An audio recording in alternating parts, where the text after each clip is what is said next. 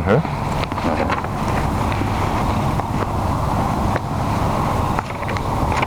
Favourite number बता अपना।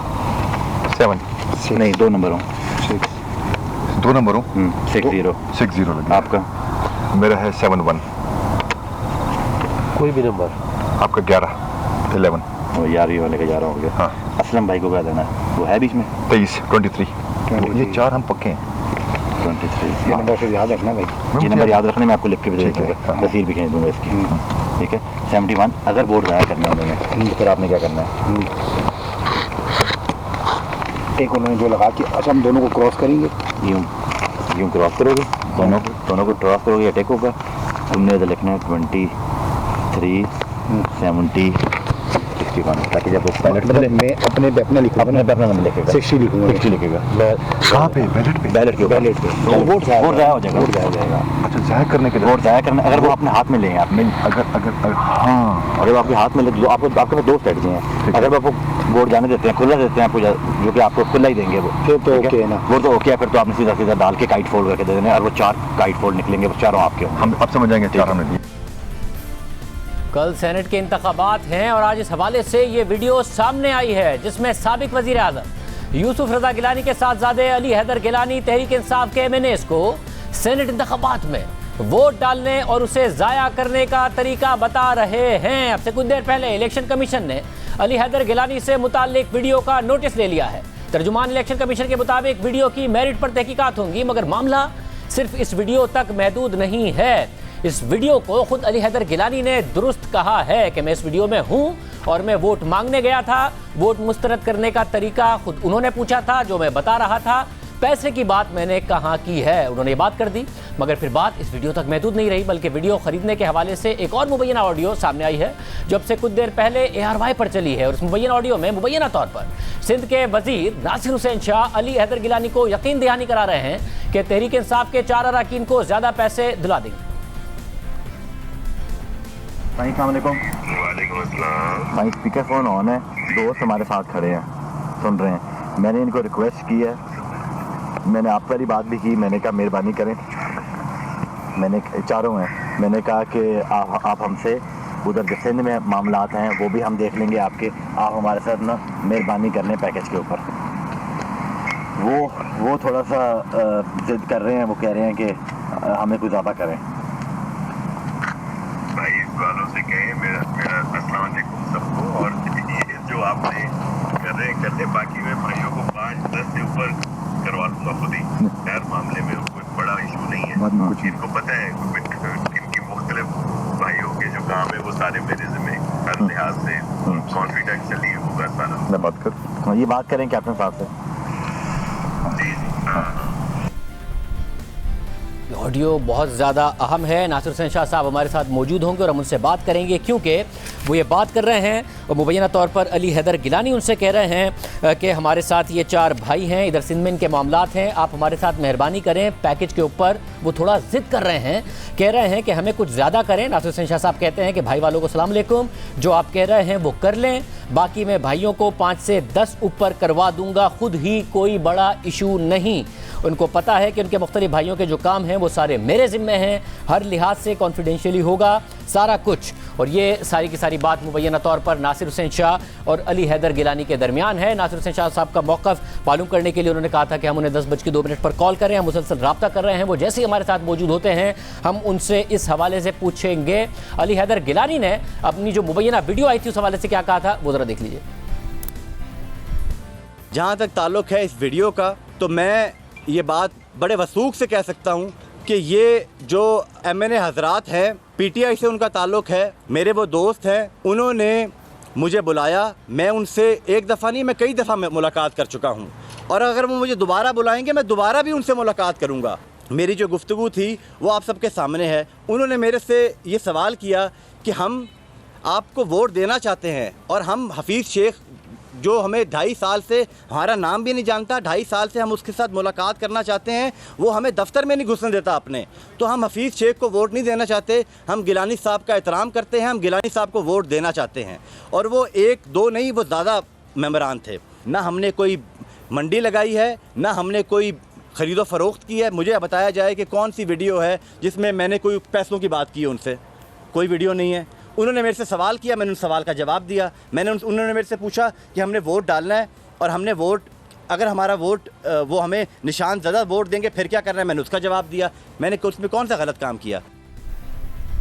ये उनका मौक़िफ़ था। नासिर हुसैन साहब से मुसलसल रब्ता कर रहे हैं। जैसे ही रब्ता होगा उनसे इस हवाले से, इस ऑडियो के हवाले से पूछेंगे कि वो यकीन दहानी करा रहे हैं ये वही 4 MNA हैं जिनकी अली हैदर गिलानी की मुबैना वीडियो सामने आई है। इलेक्शन कमीशन ने नोटिस ले लिया है। फवाद चौधरी साहब भी हमारे साथ मौजूद है। फवाद चौधरी साहब बहुत शुक्रिया। फवाद चौधरी साहब, आज आप इलेक्शन कमीशन गए, आपने कहा वहाँ पर अमला मौजूद नहीं, इलेक्शन कमीशन ने कहा अमला मौजूद था और बाद में नोटिस भी ले लिया गया है। अब आप मुतमईन हैं?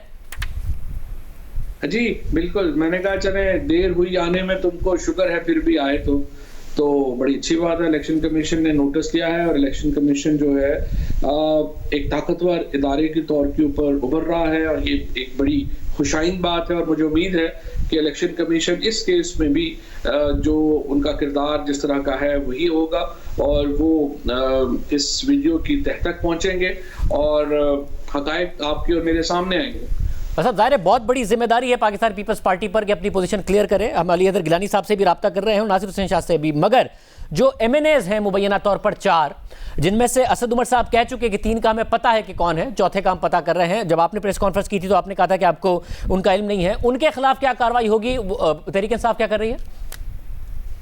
नहीं, एक्चुअली 4 को ही पता है कौन है और उनके खिलाफ क्या कार्रवाई होगी या उनका किरदार क्या है या वो क्या वाकई बिक रहे थे, ये कहानी अभी बाकी है और इंशाल्लाह आप देखेंगे कि कहानी का ये रुख भी आपके सामने आ जाएगा।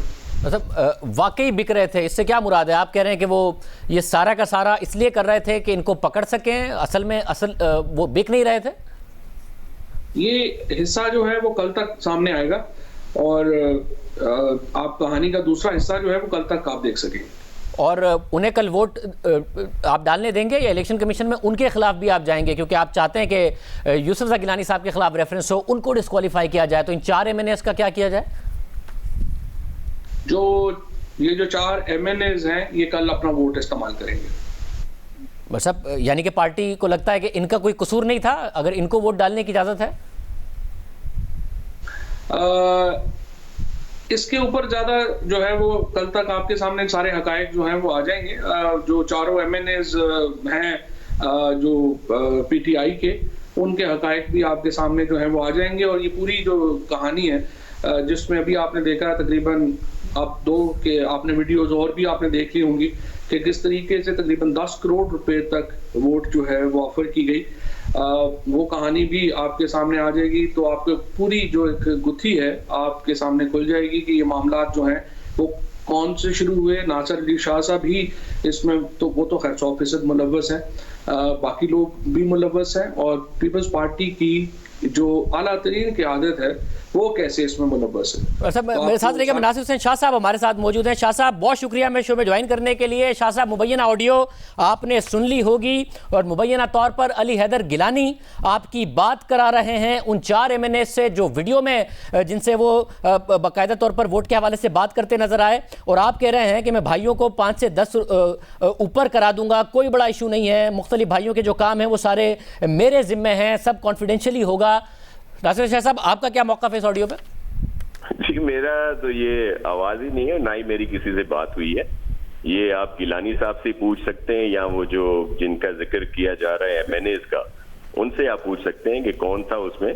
मैंने तो अभी ये जाहिर है क्लिप चल रहे हैं, मुझे भी भेजे हैं कुछ दोस्तों ने, मैं कहीं रास्ते में हूँ कि जी इस तरह की बात हो रही है। ऐसी कोई भी बात नहीं हुई, मेरी तो किसी से बात नहीं हुई। अली हैदर गिलानी साहब की आखिरी दफा फोन पे कब बात हुई थी?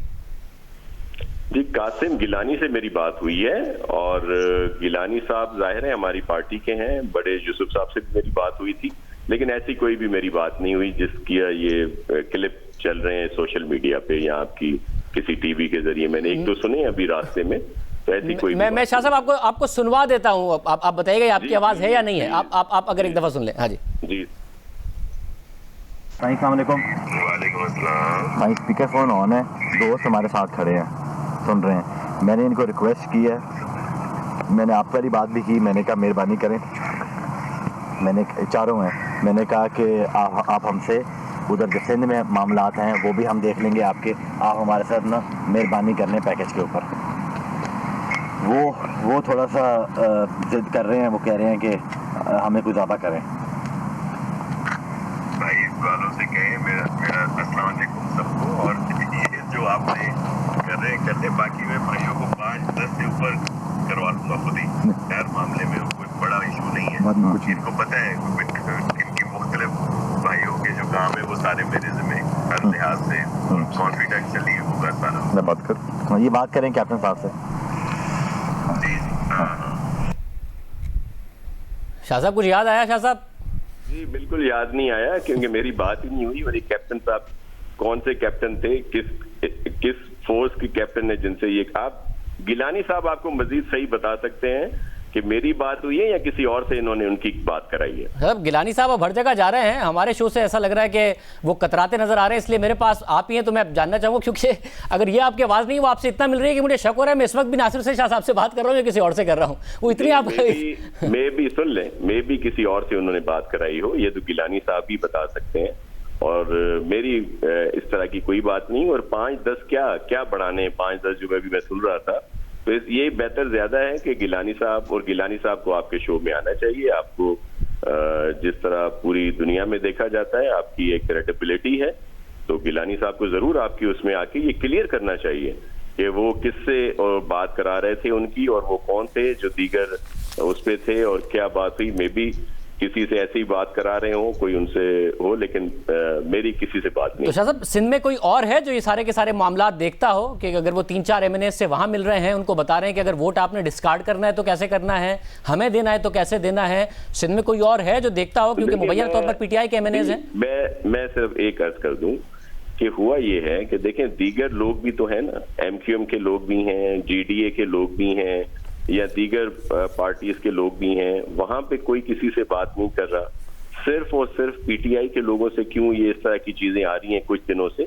उसकी असल वजह ये है कि जो PTI की टिकट्स अवार्ड की गई, उन पर इनके अरकान कौमी और सूबाई असेंबली को बड़े तहफ़्फ़ुज़ात हैं, और वो उन्होंने खुलकर कहा है, ये किसी ने छुपा कर नहीं कहा। आपके शो में आकर कुछ लोगों ने कहा है, दीगर नेशनल मीडिया पे वो गए हैं जहां पे उन्होंने कहा है कि हम अपना वोट नहीं देंगे। उनको हफीज शेख साहब से कुछ एतराजात हैं। या अगर आप सिर्फ सिंध की बात कर लें, तो सिंध में भी जो टिकट्स अवार्ड किए गए, उन पर भी कुछ लोगों को बड़े एतराजात हैं। अच्छा, एक और चीज जो सिंध से मुंसलिक है, ये जो आज जो नाखुशगवार वाकया असेंबली में पेश आया, जो नहीं आना चाहिए था, उसकी वजह भी ये थी कि इनके 3 अरकान ने ये कहा कि हम नाखुश हैं इनकी इस नॉमिनेशन से, और भी दीगर इश्यूज हैं, हम इनको वोट नहीं देंगे।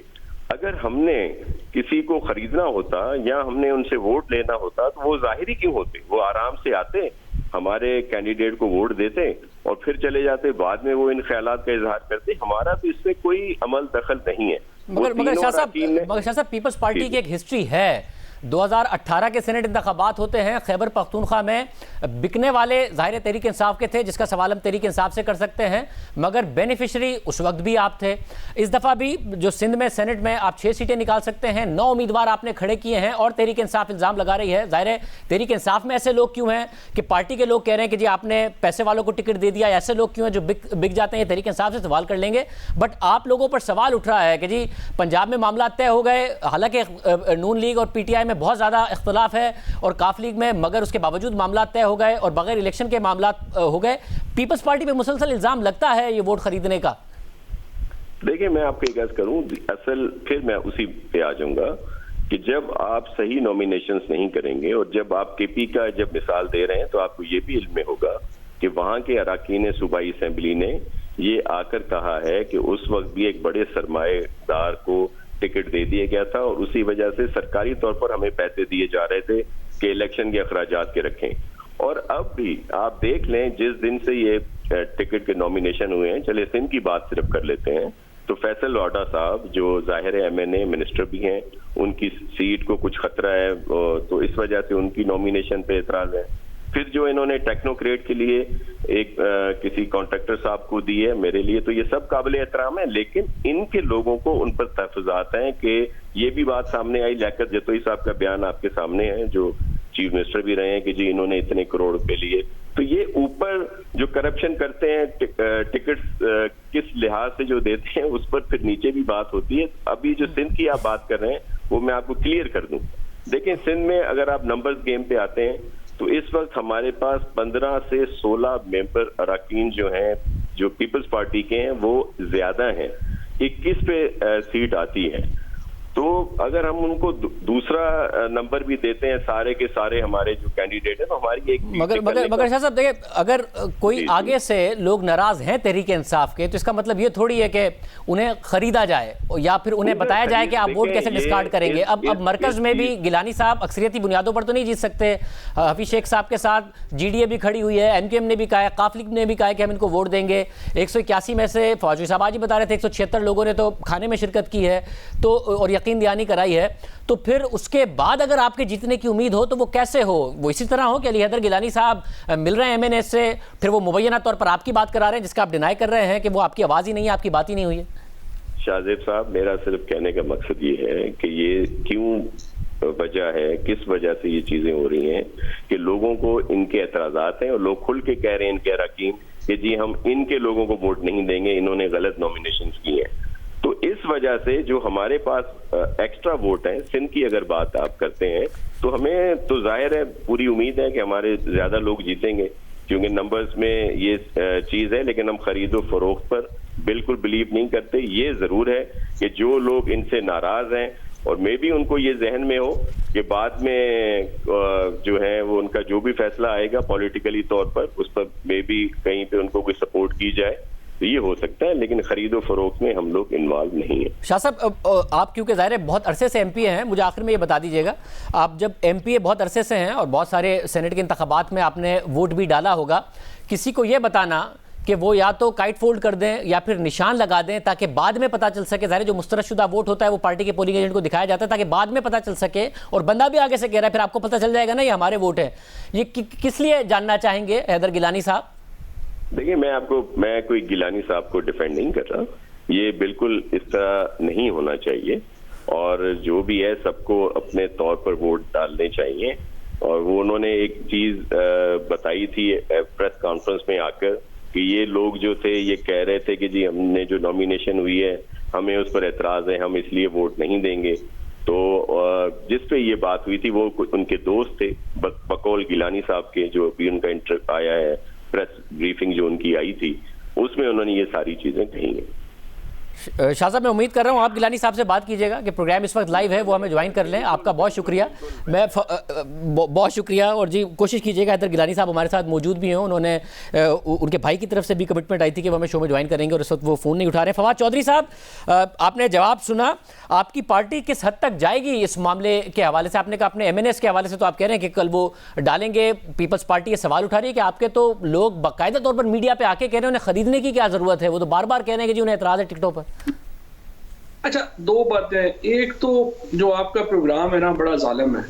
ये पहली दफा नहीं होगा कि जो आपके जो क्लिप्स हैं वो बाद में बार बार चलाए जाएंगे और नासिर अली शाह साहब उसमें दिखाए हुए आपके प्रोग्राम में आके कहेंगे कि ये मेरी आवाज तो है ही नहीं है, because I have really a bad news for Nasir Ali Shah sahab.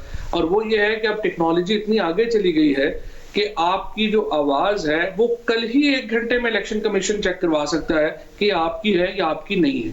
और उसके बाद हमारी जो एविडेंस एक्ट है और हमारा जो इस वक्त क्रिमिनल लॉ है, दोनों अमेंड हो चुके हैं जिसमें कि जो टेक्नोलॉजी की एविडेंस है वो कोर्ट में पेश की जाएगी बतौर सबूत के। तो शाह साहब की जिस तरह से आपने भी बात की, ये जो इतनी बोधी एक किस्म की जो दलीलें होती हैं कि मैं तो था ही नहीं, मेरी तो आवाज था ही नहीं, थी ही नहीं, ये चीजें अब बड़ी पुरानी हो गई हैं। अनफॉर्चुनेटली शाह साहब जो है उनको उनके सामने ये बातें जो है वो बार बार दोबारा आएंगी। जिस तरह से आपने हुसैन नवाज का इंटरव्यू किया था, आपने सलमान का इंटरव्यू किया था, एक सीरीज है आपके इंटरव्यूज की जो बाद में बार बार जो है वो चली। और अल्लाह हमें महफूज रखे आपसे और आपके इस जो शर्अंगेज किस्म का जो होता है। मगर फौजी साहब, मैं ये जानना चाहूँगा कि पार्टी अपने किस हद तक देख रही है कि हमें इंटरनल देखना पड़ेगा कि हमारे साथ हो क्या रहा है। हर जगह से आपके ही रहनुमा आप ही की पार्टी पर आवाज़ उठा रहे हैं, बलूचिस्तान से लेकर सिंध तक कि जी पैसे देकर टिकट दे दिया। आप ही के लोग कह रहे हैं कि हम उम्मीदवारों को वोट नहीं देंगे क्योंकि ये तो पैसे लेके ये काम हो रहा है। आपकी पार्टी पर बार बार सवालात उठ रहे हैं, पार्टी खुद भी देखेगी ये हो क्या रहा है हमारी पार्टी में।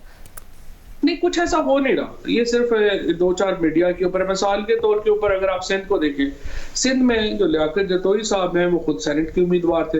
अब 1000 एक अनार और 100 बीमार वाला हिसाब होता है, तो ये नहीं होता कि आप एक को टिकट दे देंगे तो कोई नहीं बोलेगा। ये हर जगह के ऊपर होता है, हर जगह के ऊपर तनकीद होती है। हमारी पार्टी में जो टिकट का हुआ, मैं आपको खुद बता सकता हूँ, मैं पार्लिमानी बोर्ड का मेंबर था, एक टिकट के ऊपर भी इमरान खान साहब ने ये नहीं कहा कि इसको लाजमी टिकट देना है, बल्कि उन्होंने नाम ही नहीं दिए। उन्होंने कहा मैं इसलिए नाम नहीं दे रहा कि मैं नाम दूंगा तो फिर आप सब लोग कहेंगे कि नहीं इसको प्राइम मिनिस्टर कह रहे हैं तो इसको टिकट देना ही देना है। सो इसलिए बहुत शफाफ जो है वो प्रोसेस जो है वो इख्तियार किया गया, और जो तमाम जो 13 लोग थे, जो गलती हुई है, अगर गलती हुई है तो भी हम जो 13-14 लोग उस पे मेंबर थे तो हमारी गलती है। सही फैसले हुए हैं तो उसका क्रेडिट जो है वो भी पार्टी को जाता है। इमरान खान को ये क्रेडिट जरूर जाता है, उन्होंने एक भी उम्मीदवार को नामजद नहीं किया। सो ये ऐसी बातें हैं, कहीं पे भी कोई इख्तलाफ नहीं है। और कल आप देखेंगे भी कि जब रिजल्ट आएंगे, और चाहे आप सिंध में भी देख लें, और जो ये नेशनल असेंबली का है, क्योंकि अभी खबर आ रही है कि तहरीक इंसाफ ने दरख्वास्त जमा करा दी है कि यूसुफ गिलानी साहब के खिलाफ। आप चाहते हैं कि कल इलेक्शन हो या आप चाहते हैं कि कल का इलेक्शन मुलतवी हो जो इस्लामाबाद नहीं? इलेक्शन तो हो जाएगा, इलेक्शन हो जाए, कोई प्रॉब्लम नहीं है। हम तो वोटों में बड़े आगे हैं, हमें ये प्रॉब्लम नहीं है। जैसा आपने खुद ही आगे बताया, आज हमारा जो जोहराना था पीएम साहब का, उसमें 176 लोग थे। ओवरऑल हमारे पास 180 प्लस लोग हैं। So we don't mind, election हो भी जाए। लेकिन देखिए शायद मेरा आपका पाकिस्तान का इंटरेस्ट ये है कि ये प्रैक्टिस रुकनी चाहिए ना। ये तो नहीं कि हर इलेक्शन हो, लोग 5-5, 10-10 करोड़ रुपए गाड़ियों में लेके आ जाए और पता चले कि ये इलेक्शन इस तरह से हो रहा है। इससे पूरा जो जमहूरियत का निजाम है उसके ऊपर आंच आती है। एक पूरी आपका सिस्टम जो है वो उस पर गिर जाता है। और अनफॉर्चुनेटली छांगा मांगा से 1980 से लेकर के अब तक जो नवाज शरीफ साहब हैं उन्होंने इससे कुछ सीखा नहीं है। और हम ये देखते हैं कि जो भी हमारा सिस्टम है वो वैसे ही चल रहा है, उससे इन्होंने सीखा कुछ नहीं। बहुत शुक्रिया फवाद चौधरी साहब हमारे साथ मौजूद थे। कमर दिलशाद साहब, साबिक secretary election commission of Pakistan, हमारे साथ मौजूद है। कमर दिलशाद साहब, हुकूमत चाहती है कि इस बात पर जो वीडियो आई मुबैना और जो ऑडियो भी आ गई है, इस पर डिस्क्वालीफाई हो, रेफरेंस दायर किया जाए यूसुफ गिलानी साहब के खिलाफ। कल इलेक्शन है, क्या कहते हैं इलेक्शन लॉज, इस एविडेंस की बुनियाद पर वो डिस्क्वालीफाई हो सकते हैं? इलेक्शन एक्ट 2017 जो है इस बारे में मुकम्मल तौर पर खामोश है। अब ये जो आपस में बात होती है वोट ज़ाया कैसे करना है, वोट डालने का क्या तरीक़ाकार होता है, ये सियासी पार्टियों की अपनी एक इंतखाबी जंग होती है, इलेक्टोरल वार होती है। इसमें वो एक दूसरे को तरीका बताते हैं कि अगर आप हमारे हक में वोट डालना है तो आप अपनी प्रायोरिटी 1 कर दें, अगर आप किसी को पसंद नहीं करते तो आप क्रॉस लगा दें। अब ये देखें कि 25 जुलाई 2018 जो इलेक्शन हुए थे उसमें 16 लाख वोट जो है वो इनवैलिड हो गए थे। ज़ाहिर है ये भी एक ख़ास तरीक़ेकार के मुताबिक वो इनवैलिड हुए। तो ये जो होता है तरीक़ेकार बताया जाता है, अगर आप किसी को पसंद नहीं करते तो इसमें तो इलेक्शन एक्ट 2017 जो है, जो बड़ा रहनमा असूल है, जो हमारा एक्ट है, वो बिल्कुल इसके बारे में साइलेंट है, खामोश है। उसमें एक सेक्शन है, आर्टिकल जो सेक्शन 167, 168 और 69, उसमें ये लिखा हुआ है कि अगर कोई प्रिजाइडिंग ऑफिसर या इलेक्शन स्टाफ जो है किसी को ज़बरदस्ती किसी का वोट ज़ाया करे, स्पॉइल करे, निशान लगा दे, तो उसमें तो उसके खिलाफ, उस एहलकार के खिलाफ तो मुकदमा दर्ज हो सकता है, 3 साल की 6 महीने की सज़ा हो सकती है। वो तो करंट प्रैक्टिस में आता है। लेकिन ये जो बाहर बैठ कर एक दूसरे को तरीका बताते हैं, तो ये मेरी नाक़िस राय के मुताबिक इस पर इलेक्शन एक्ट 2017 खामोश है। मगर अल साहब, जब वोट रिजेक्ट होता है तो वो क्या दोनों जमातों के, जितनी भी जमातें उनके पोलिंग एजेंट्स को दिखाया जाता है कि ये वोट है जो रिजेक्टेड वोट है और इस बुनियाद पर ये रिजेक्टेड वोट है? नहीं, वो तो किसी के बारे में, हाँ, जिस वक्त पोलिंग ख़त्म हो जाएगी और जिस वक्त काउंटिंग की जाती है तो काउंटिंग के वक्त जो है वो रिटर्निंग ऑफिसर और उसके दोनों जो हैं पोलिंग एजेंट, पोलिंग ऑफिसर जो हैं, वो एक एक बैलेट पेपर चेक करेंगे। जो पेपर देखे इनवैलिड है या निशान गलत लगाया गया या उसमें निशान लगा दिया गया या प्रायोरिटी सही नहीं लगाई गई, तो वो इनवैलिड वोट की एक तरफ उसको जो है वो बैग में बंद कर दिए जाते हैं। और जो सामने पोलिंग एजेंट या इलेक्शन एजेंट खड़े हैं वो देखते हैं कि हाँ जी मेरा पेपर जो है ये रिजेक्ट हो गया बैलेट पेपर, तो वो दिखा दिया जाता है। वो इनवैलिड वोट जो होता है वो दिखा दिया जाता है, देखें जी तो इनवैलिड हो गया है। तो ये तो इसमें तो बाकायदा तरीक़ेकार है ये। तो जब दिखा दिया जाता है कमर दिलशाद साहब, तो क्या ये पैसे चलने के एक सबूत के तौर पर ये नहीं देखा जाएगा कि आप एक शख्स को बता रहे हैं कि जब आप वोट डालेंगे या तो उस पर नंबर डाल दीजिएगा अगर रिजेक्टेड वोट है, या फिर उसको काइट फोल्ड कर दीजिएगा, तो जिससे पता चल सके, क्योंकि दिखाया जाएगा बाद में कि ये वोट क्यों रिजेक्ट हुआ या आपको पड़ा, तो ये बादी नज़र में नहीं पता चल रहा कि बाद में अदायगी के लिए है, एविडेंस के लिए, क्योंकि वो कह रहा है आपको पता चल जाएगा ना, वो वीडियो में जब कहता नजर आ रहा है। ये भी एक टेम्परिंग का तरीका तो है कि अगर वो निशान लगाने के साथ साथ कोई निशान लगाता है कि जी हमने ये वोट ज़ाया कर दिया, तो ये ज़ाहिर है कि ये सारे तरीक़ेकार जितने भी इलेक्शन के दिनों में इस तरह के तरीके इख्तियार किए जाते हैं, इनवैलिड वोट किए जाते हैं। इस लिहाज से बहुत से केस ऐसे भी आए कि उन्होंने हॉर्स ट्रेडिंग भी कर ली, पैसा भी 2-4 करोड़ रुपया ले लिया, लेकिन वोट को इनवैलिड कर दिया। वो कहा जी मुझे पता नहीं था, मैंने प्रायोरिटी के साथ निशान लगा दिया, वो मैंने गोल सर्कल लगा दिया, मुझे नहीं पता था, सर्कल इसलिए लगा दिया कि शायद अच्छे तरीके से मैंने आपको वोट कास्ट कर दिया। तो ये बहाने होते हैं। लेकिन बहरहाल मेरा अपना पॉइंट ऑफ व्यू है कि इस तरह के वीडियो जो है वो जो पेश हुई है, या सैयद अली हैदर गिलानी ने जो अपना एतराफ़ किया है प्रेस कॉन्फ्रेंस में, ये वैसे इन प्रिंसिपल देखा जाए तो अच्छा नहीं है। ये मतलब अच्छा नहीं है, मगर एक उम्मीदवार का बेटा ये करता हुआ नजर आए, उसके बाद मान भी ले, और वीडियो में जो कुछ नजर आ रहा है फिर एक ऑडियो में, तो इलेक्शन कमीशन कोई कार्रवाई कर सकता है ना। यानी इलेक्शन कमीशन ज़ाहिर है जब ये दरख्वास्त देंगे, कल तो इलेक्शन हो रहा है 3 मार्च को, लेकिन बहरहाल अगर ये एप्लीकेशन देंगे तो उसकी बाज़ाब्ता कार्रवाई हो सकती है। इलेक्शन कमीशन पाकिस्तान जो है इनको नोटिस भी जारी कर देगा, और जो जिन्होंने दरख्वास्त दी है उसको भी नोटिस जारी करेगा, जिसने वीडियो बनाई है उसको भी नोटिस जारी कर देगा। बाकायदा ये तो बाकायदा छानबीन करेगा, इन्वेस्टिगेशन भी करेगा, हालात के मुताबिक देखेगा। लेकिन बहरहाल इलेक्शन कमीशन पाकिस्तान के पास इख्तियारात हैं कि वो इसके बारे में तमाम छानबीन करेंगे, और छानबीन करने के बाद अपना वो ज़ाब्ता इखलाक की जद में आते हैं या इलेक्शन कानून की जद में आते हैं, उस पर वो इलेक्शन कमीशन कार्रवाई करने का मिजाज है। बहुत शुक्रिया कमर दिलशाद साहब की गुफ्तगू आपने सुनी, बहुत बड़ी डेवलपमेंट है। नासिर हुसैन शाह साहब कह रहे हैं कि आवाज़ उनकी नहीं है ऑडियो में, अली हैदर गिलानी हम उम्मीद कर रहे हैं कि ब्रेक के बाद हमारे साथ मौजूद होंगे। ब्रेक लेते हैं।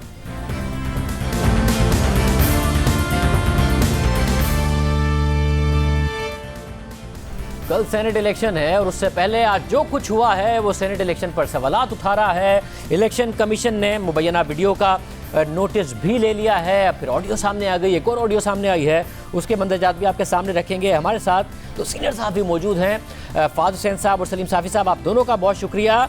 आप दोनों ने ही बहुत ज़्यादा इलेक्शन कवर किए होंगे, सेनेट इलेक्शन देखे होंगे। फाद हुसैन साहब, ये बाज़ गश्त तो थी, हुकूमत भी कह रही थी पैसे चल रहे हैं, ये जो सब कुछ सामने आया है, फिर नासिर हुसैन शाह साहब को आप सुन रहे होंगे, उन्होंने कहा मेरी तो ऑडियो ही नहीं है, क्या बहुत ज़्यादा इस बात से निकल पाएंगे? ये इलेक्शन बाद में भी चैलेंज तो नहीं हो जाएंगे? क्या हो रहा है इस्लामाबाद में एग्जैक्टली? शाहजेब साहब देखिए, ये जो कुछ आज हुआ है, इससे और कुछ होना हो ये बात तो साबित हो गई है कि जिस सियासी माहौल में पाकिस्तान में सियासत हो रही है वो जितना उसमें जितनी आलूदगी हम समझते थे उससे ज्यादा है। लेकिन उसके साथ साथ एक और बड़ी अहम बात है, और वो ये है कि देखिए ये जिस तरीके से ये वीडियोज आई हैं, इनसे जो पाकिस्तान तहरीक इंसाफ का एक मौकफ जो वो लेके चल रहे हैं पिछले कई हफ्तों से, जिसमें पहले वो खैबर पख्तूनख्वा वाली वीडियो आई, उसके बाद उन्होंने ऑर्डिनेंस जारी कर दिया, उसके बाद उन्होंने चैलेंज कर दिया मामले को, तो वो जो एक उन्होंने पूरी हद और इम्कान कोशिश की है कि किसी तरीके से ये ओपन बैलेट हो जाए, और बिल आखिर वो नहीं हुआ।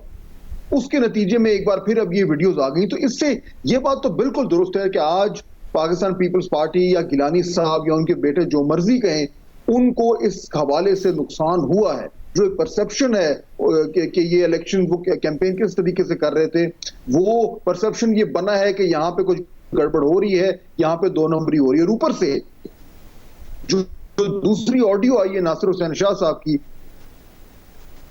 और जब आप ही के प्रोग्राम से कुछ देर एक तासुब के उस तरफ से जाते हैं तो उसमें गड़बड़ होती है। लेकिन दूसरा इसका एक और पहलू भी है शायद, और वो ये है कि ये वीडियोस कहां से आ रही, इनकी टाइमिंग जो है वो कितनी मैलिफाइड है, ये जो रिकॉर्डिंग है ये रिकॉर्डिंग कौन कर रहा है, क्या इसमें हुकूमती वसाइल इस्तेमाल हो रहे हैं, हुकूमती इदारे इस्तेमाल हो रहे हैं, इसकी लीगैलिटी क्या है, क्या इलेक्शन कमीशन इस बात का नोटिस ले सकता है कि जो शख्स हुकूमत में होता है उसके पास ये ज्यादा एडवांटेज होता है कि वो अपने वसाइल इस्तेमाल करती है, इस तरह की रिकॉर्डिंग्स करके जो है वो अपने लिए फायदा उठा सके। तो ये सवाल है, इनका जवाब मेरे पास नहीं है, लेकिन इनके सवाल जरूर बनते हैं आज के दिन। सलीम साकिब साहब, आप क्या कहिएगा? खैबर पख्तूनख्वा के हवाले से भी खबरें आ रही हैं, नाराजियों की भी, पैसे चलने के हवाले से भी। इस वक्त क्या हो रहा है इस्लामाबाद में, खैबर पख्तूनख्वा में?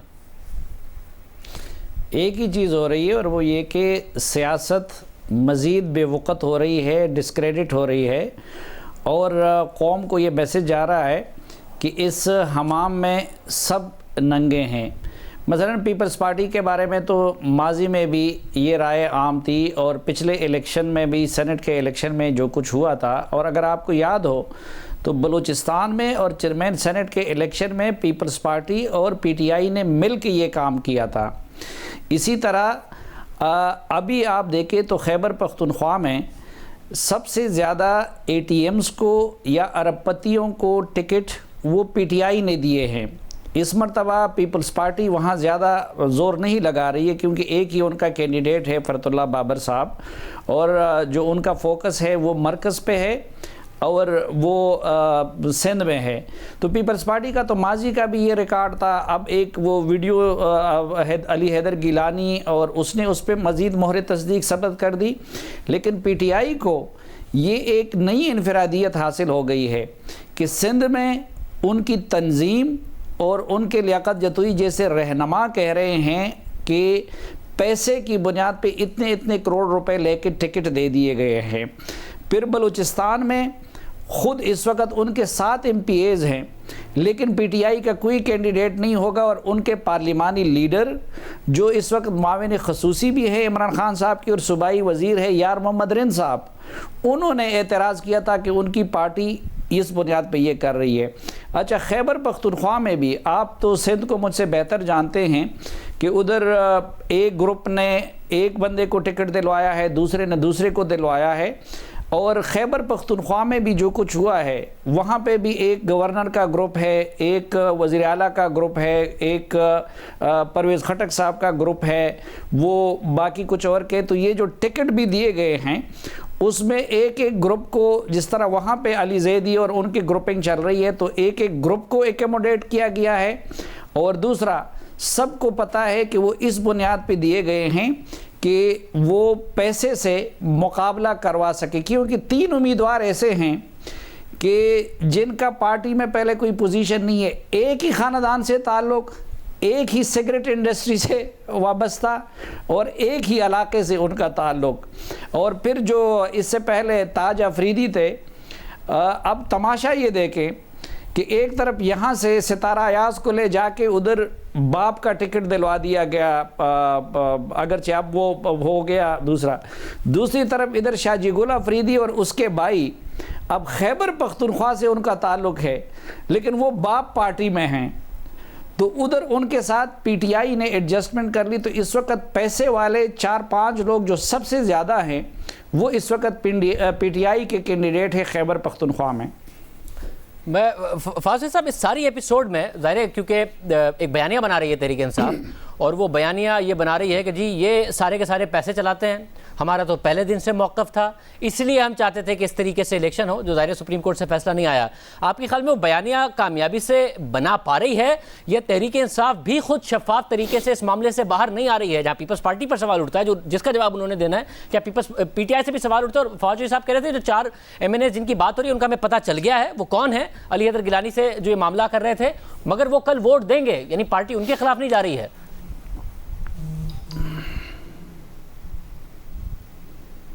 देखिए, मेरे ख्याल में जहां तक पाकिस्तान तहरीक इंसाफ का जो बयानिया है जो वो बनाने की कोशिश कर रहे हैं, तो जो उनका सपोर्टर है या जो उनका जो उनके सिंपथाइजर हैं, मेरे ख्याल में उनके लिए तो ये बयानिया काफी है। और जब इस तरह की वीडियो सामने आई हैं तो उनसे ये बयानिया जो है वो मजीद मजबूत हो रहा है। लेकिन देखिए शाहज़ेब, मसला ये है कि इससे तो किसी को इख्तलाफ नहीं है कि इलेक्शन में, सेनेट के इलेक्शन में करप्शन नहीं होनी चाहिए, वो बंद होनी चाहिए।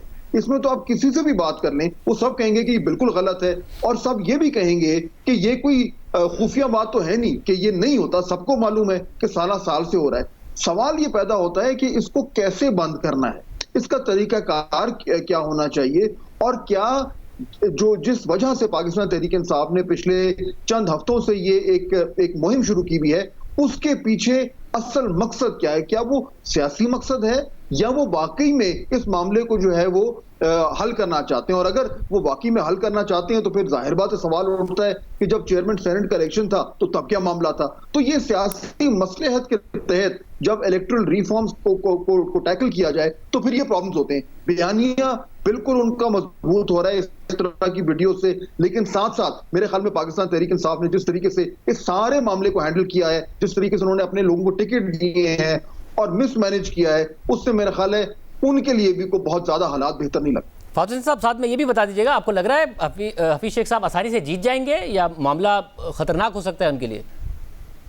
देखिए, हम तो इसी तरीके से अंदाजा लगा सकते हैं कि लोग क्या कह रहे हैं। आज से चंद घंटे पहले तक पाकिस्तान पीपल्स पार्टी के जिन लोगों से बात हो रही थी वो बहुत ज्यादा पुरुमीद थे और वो कह रहे थे कि हम बआसानी जीत जाएंगे, लेकिन मेरा ख्याल इतना आसान नहीं होगा। ये बात दुरुस्त है कि पाकिस्तान तहरीक इंसाफ में कई लोग ऐसे हैं जो खुश नहीं है कि हफीज शेख साहब को टिकट दिया गया है, लेकिन उसके साथ साथ उन्हें ये भी मालूम है कि सिलेक्शन के ऊपर कितना ज्यादा जो है वो लोगों की नजरें और इसकी सिंबॉलिक वैल्यू कितनी ज्यादा है। तो मेरे ख्याल में ये कहना पीपल्स पार्टी का कि हम बासानी जीत जाएंगे, ये बिल्कुल दुरुस्त नहीं है। जाहिर बात है नंबर्स उनको कम से कम 10-12 वोट चाहिए। अगर वो जीतते हैं तो हर हवाले से हैरत होगी, एक बड़ी खबर होगी, एक अपसेट होगा। साफी साहब, आपको क्या लग रहा है? हालांकि जो इत्तेहादी हैं उन्होंने मुकम्मल सपोर्ट का यकीन दिलाया है हुकूमत को, फिर भी आपको लगता है कोई अपसेट हो सकता है? मैं ज़्यादा उसके बारे में पुरुमीद नहीं हूँ कि कोई जो पीपल्स पार्टी या अपोजिशन की पुरुमीदी है, मुझे नहीं लगता। एक तो जिस तरह फहद साहब ने कहा कि देखें, हुकूमत के पास बहुत बड़े वसाइल होते हैं, और ये जो अभी देखें कि अगर अपोजिशन के पास भी इस तरह होती तो अभी तक दर्जनों वीडियोस शायद हुकूमती लोगों की भी सामने आ चुकी होती। तो एक तो वो जब हम मामला देखते हैं कि बहरहाल एक सेटिंग हुकूमत है और उनका कैंडिडेट है हफीज़ शेख, तो उनसे फिर अपोजिशन का जीत जाना मेरे ख़्याल में ये इतना आसान काम नहीं है। और इससे लगता ये है कि हुकूमत पूरी तरह मुतहर्रिक भी है और तमाम वसाइल और तमाम हरबों को बरूईकार भी ला रही है। इसमें कोई शक नहीं कि पीटीआई के बहुत सारे एमएनएज वो तपे बैठे हुए हैं और हुकूमत के बयानिए में भी वज़न नहीं है। मसलन अगर हुकूमत इस मामले में संजीदा होती तो जो पिछले इलेक्शन के वीडियोज़ आए हुए हैं उसमें से 15-20 इमरान खान साहब के पास महफूज पड़े हुए हैं, उसकी बुनियाद पे कार्रवाई करती। अच्छा, जिस वज़ीर क़ानून को फ़ारिग किया गया था उस रोज़ वो दोबारा वज़ीर आला खैबर पख्तूनख्वा के साथ बैठे नज़र आए। फिर मैंने आपसे अर्ज़ किया कि पैसे वाले लोगों को वोट ना दिया जाता। और दो बातें फवाद चौधरी साहब की वो बड़ी उसमें वज़न है।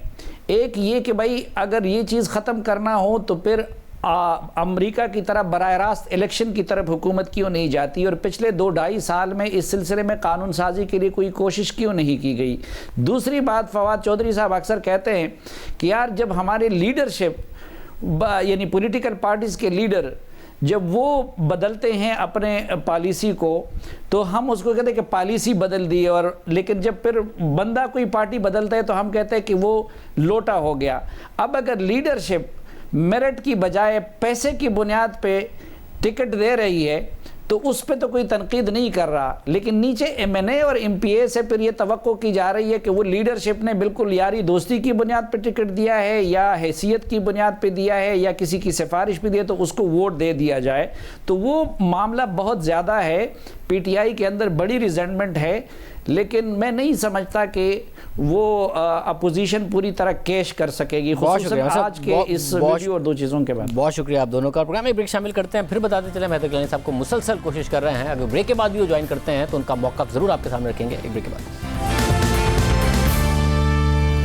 सुप्रीम कोर्ट ने इस्लामाबाद हाई कोर्ट का फैसला बरकरार रखते हुए इस्लामाबाद में मौजूद वकला के तमाम गैर कानूनी चैम्बर्स फौरी तौर पर गिराने का हुक्म दे दिया है।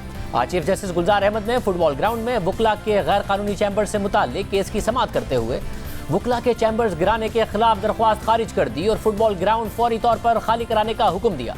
दौरान समाअत चीफ जस्टिस गुलजार अहमद ने रिमार्क्स दिए कि हामिद खान साहिब, आप बता दें कि इस केस का क्या करना है, चाहते हैं तो 2 माह का वक्त दे देते हैं, जगह खाली करके इंतजामिया को दें। चीफ जस्टिस ने कहा कि किस बुनियाद पर गैर कानूनी चैम्बर्स को बरकरार रखने दें, वकला का फुटबॉल ग्राउंड पर कोई हक या दावा नहीं, वकला की ये पटिशन खारिज की जाती है। इस दौरान वकला की जानिब से वकील हामिद खान ने कहा कि फुटबॉल ग्राउंड खाली करना चाहते हैं, अदालत मुनासिब वक्त दे, जब Islamabad high court red zone में शिफ्ट हो जाएगी हम चैम्बर्स खाली कर देंगे, हम अदालत में चैम्बर्स खाली करने का बयान हल्फी जमा कराएंगे, 1 से 2 साल में चैम्बर्स खाली कर देंगे। इस पर चीफ जस्टिस ने रिमार्क दिए कि इतना लंबा वक्त नहीं दे सकते। इस दौरान जस्टिस एजाजुल एहसन ने कहा कि कोई गैर कानूनी काम होने नहीं दे सकते। इस पर वकला के वकील शुएब शाहीन ने कहा कि फुटबॉल ग्राउंड पर कई अदालतें भी बनी हुई हैं। तो चीफ जस्टिस ऑफ पाकिस्तान ने कहा कि जो अदालतें ग्राउंड की ज़मीन पर बनी हुई हैं वो भी गिरा दें, जिसने प्रैक्टिस करनी है अपना दफ्तर कहीं और बना ले। सुप्रीम कोर्ट ने वकला की मुतबादिल जगह मिलने तक वक्त देने की इस्लामाबाद बार की दरख्वास्त आज खारिज कर दी और अदालत के तहरीरी हुक्मनामे में कहा गया है कि 2 माह में वकला के चैम्बर्स गिराकर उन्हें F8 में फुटबॉल ग्राउंड असल हालत में बहाल किया जाए और फुटबॉल ग्राउंड F8 में कायम अदालतें बाकायदा मुख्तस जगह पर मुंतकिल की जाएं और 1 हफ्ते में इसकी अमल दरामद रिपोर्ट भी उस अदालत में जमा कराई जाए और फुटबॉल ग्राउंड में वकला के चैम्बर्स को 2 माह में गिराकर उसकी भी अमल दरामद रिपोर्ट जमा कराई जाए। वाज़ेह तौर पर अदालत की तरफ से यह फैसला आया है। दूसरी जानिब इस्लामाबाद हाई कोर्ट हमला केस की समाअत chief justice Islamabad high court की सरबराही में आज 3 रुकनी बेंच ने की और 3 रुकनी बेंच ने मिसकंडक्ट पर 19 वकला के लाइसेंस मुअत्तल कर दिए। चीफ जस्टिस अतर मिनल्लाह ने कहा कि मैंने मातहत अदलिया के लिए बहुत काम किए, बहुत से मामलात पर्दे में रखने की कोशिश की, कुछ लोगों की वजह से पूरी कम्युनिटी को मुश्किल में नहीं डालना चाहिए। चीफ जस्टिस अतर मिनल्लाह ने कहा कि चंद लोगों ने सारे निज़ाम को मुतासिर किया, आपकी नई मुंतखब बॉडी को चाय पर बुलाया और समझाया। कुछ लोग ऐसे भी थे जो तनकीद कर रहे थे कि ऐसा ना करें। आपके एक बैरिस्टर थे जिसने कहा कि आप में अना बहुत है। चीफ जस्टिस अतर मिनल्लाह ने सवाल किया कि अगर किसी और ने ऐसा किया होता तो बार क्या रोल प्ले करती। इस पर साबिक secretary Islamabad high court bar Umar Bloch ने कहा आप बड़े हैं, तारीख रकम करें। इस पर चीफ जस्टिस ने कहा कि कानून की पासदारी ज़रूरी है। एक क्लिप सारी दुनिया ने देखा कि एक लेडी वकील ने पत्थर मारा, कल को कोई और आके ईंट मार दे तो क्या करेंगे। अदालत ने इस्लामाबाद हाई कोर्ट बार के मुंतखब सदर और सेक्रेटरी समेत 19 वकला के लाइसेंस मुअत्तल कर दिए। इरा दीजिए। अल्लाह हाफ़िज़।